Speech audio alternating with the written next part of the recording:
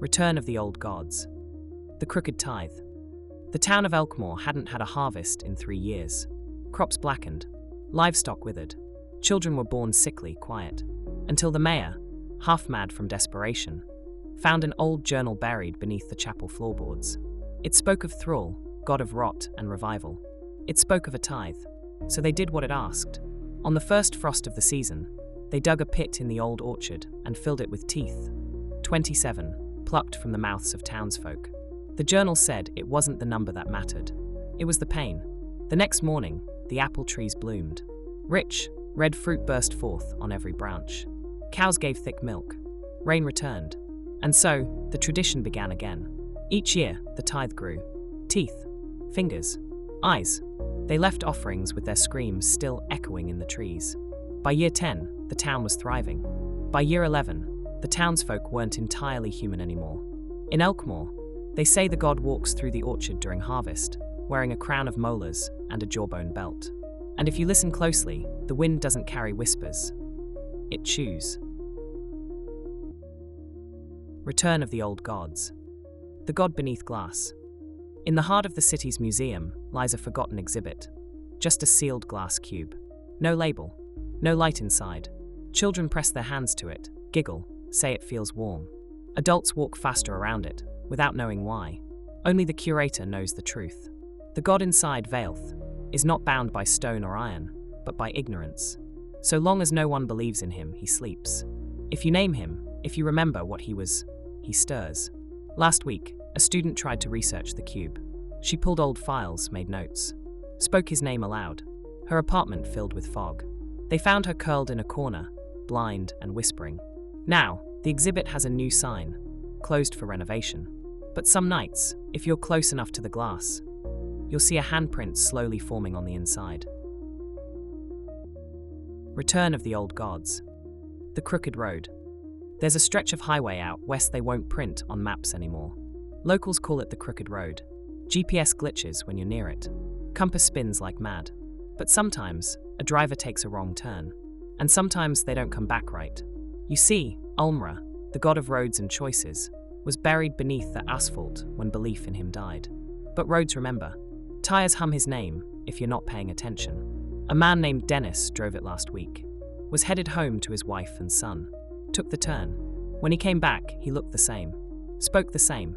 But the dog wouldn't go near him. And last night, his wife called her sister, whispering from inside a locked bathroom.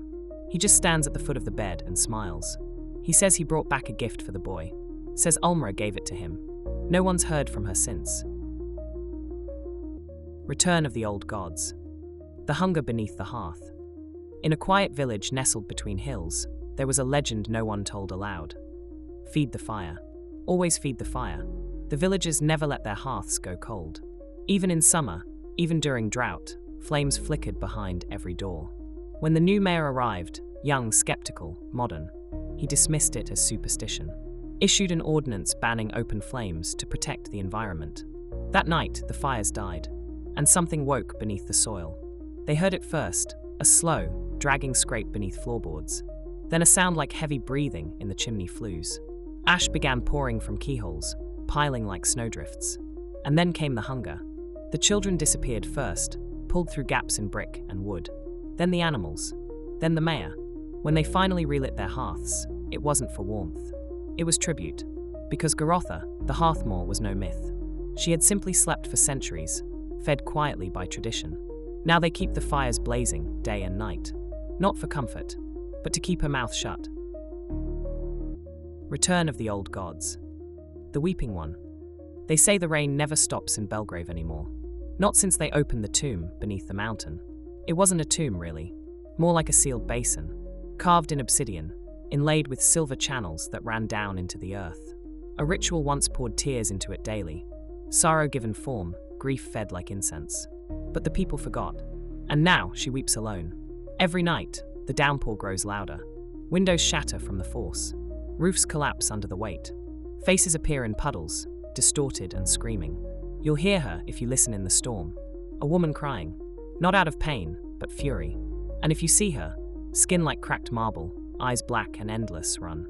Because the Weeping One, Nothema, doesn't want comfort. She wants the world to drown in what she's felt for eternity. Return of the Old Gods. The seeds of Velmora. The botanist didn't mean to find it. A seed buried in permafrost, oddly warm to the touch, pulsing faintly. She took it back to her lab and gave it soil. Light. Water. It took root instantly. Sprouted overnight. Then the vines started whispering. Words no language knew. Promises. Truths too large for human minds. The plant grew fast, twisting around walls, splitting tiles, pushing through vents. Anyone who tried to cut it back stopped, eventually. Eyes vacant. Smiling. It released spores. Pink gold dust that shimmered like fireflies. They drifted into lungs. Into thoughts. Velmora, the verdant mind, had returned, not with fire or flood, but with blossoming obedience. Cities disappeared under greenery. Not destroyed, absorbed. People knelt in gardens with empty eyes and flowering mouths. Now, when the wind carries that shimmer, it's not pollen. It's the godseed. And Velmora wants you to bloom. Return of the Old Gods. The Hollow Bell. In the northern cliffs above the village of Logvik sat the remains of an old stone chapel. Roof collapsed, altar crumbled, and ivy strangling its cracked walls. No one had prayed there in generations. The path to it was lost to moss and memory. Then, one quiet autumn morning, the bell rang. A deep, bone-shaking toll echoed down the cliffs and rolled through the village like a wave. Children cried. Dogs barked. The elderly went pale. No one had touched that bell in over 100 years. The rope had rotted. The tower was said to be hollow. That night, the harvest doubled. Wheat grew thick and golden. Cows gave milk sweeter than ever before. Sick relatives rose from bed, as if waking from sleep. The villagers, wary but grateful, called it a blessing. A miracle. A gift. They called it Virith, the god of resonance. A forgotten deity said to speak through vibrations, to shape flesh and thought with sound alone. The bell rang again, 3 days later. The healer began speaking in tongues. A hunter returned from the woods with black eyes and no memory of where he'd been. The village priest hanged himself beneath the chapel's ruined archway, leaving behind a note that simply read, "I saw it watching." And yet, no one could stop themselves from listening. The bell rang every 7th night now. Each time it rang, something returned. Feral shapes moved at the edge of the trees. Birds circled in silence overhead. People began to murmur names in their sleep. Names not from this world. Then came the dreams. Then the bleeding sky. Then the smiling shadows in the windows at dusk. Some say it was never a chapel at all. Just a prison built too close to the veil. A forgotten lock, long rusted, that had finally clicked open. Now, the bell rings without pause. The village is gone, but the sound still carries on the wind. And somewhere, high above the cliffs, it waits for someone else to listen. Return of the Old Gods. The stone that bled. It began when a storm unearthed a stone slab in the hills above the mining town of Bellrock. Flat, black, and veined with crimson streaks that pulsed faintly in moonlight, it hummed like a tuning fork when touched. The townsfolk whispered, wary but curious. But curiosity always has a price. One night, a boy placed his palm upon the stone. It cut him. A clean, deliberate line, like it had chosen to taste him. His blood vanished into the grooves. And then, the stone bled back. Thick, dark ichor oozed from its veins. Where it pooled, wildflowers turned to ash, animals grew twisted, and people heard whispers in their dreams. Deep voices speaking in languages long dead. They called it Kaelvok, the veined one, god of sacrifice and ruin. An old deity buried by time and terror, whose blood was said to stain the stars. The boy changed first. His eyes clouded over. He began carving symbols into the walls of his home. Then came the preacher, who began chanting Kaelvok's name during sermons, bleeding from the eyes and smiling through it. The town tried to bury the stone again. They set fire to the hill, brought in machines, but the ground buckled, and the earth rejected them. Now, blood seeps through floorboards. The stone is growing, veins snaking through the town's foundations, and Kaelvok stirs. Return of the Old Gods. The sky split. It started with a line, thin, bright, and silent, cutting across the noon sky like a blade through canvas. No thunder, no warning, just a sudden, unnatural seam hanging above the town of Alder's Reach. People stared. Phones recorded. Scientists dismissed it as an atmospheric anomaly. But the line didn't fade.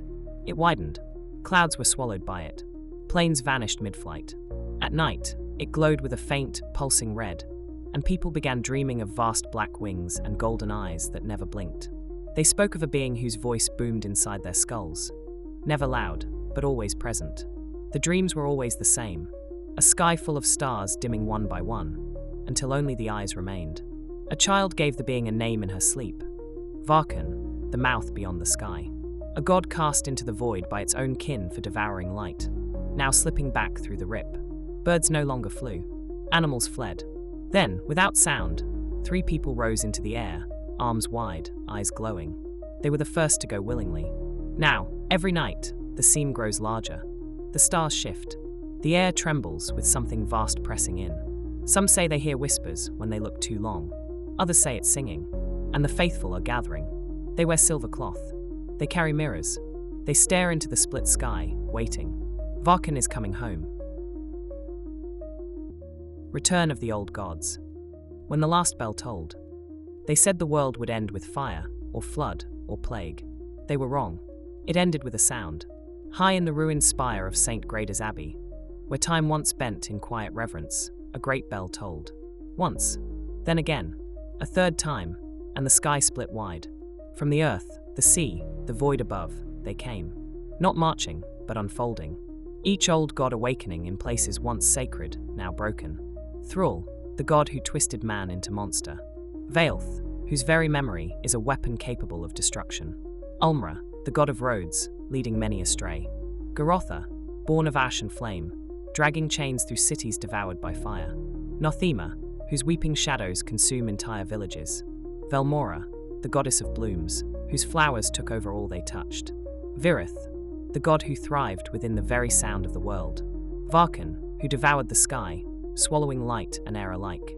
And Kaelvok, the bleeding stone, whose arrival shattered continents. Each brought their followers. Each claimed a kingdom. But the last bell, the 7th, did not ring from Earth. It rang from deep space, from a signal lost to time, rediscovered by a telescope that should never have pointed where it did. The final god, Ortolek, the remembered silence, answered. Ortolek was not worshipped. It was recorded, buried in data, in dreams, in bloodlines. In every story whispered about things older than time. Its arrival stitched the gods together, unified their return. The bell's toll ended not with silence, but harmony, a terrible chord that rewrote what reality meant. Time folded, oceans rose, mountains walked, cities dreamed, and then the gods simply stood still, as if waiting for something. And in that stillness, we heard a second tolling, not of bells, but of our own voices, rising together in one final prayer we never meant to say. A surrender, to memory, to myth, to the ones who were here long before we ever spoke their names.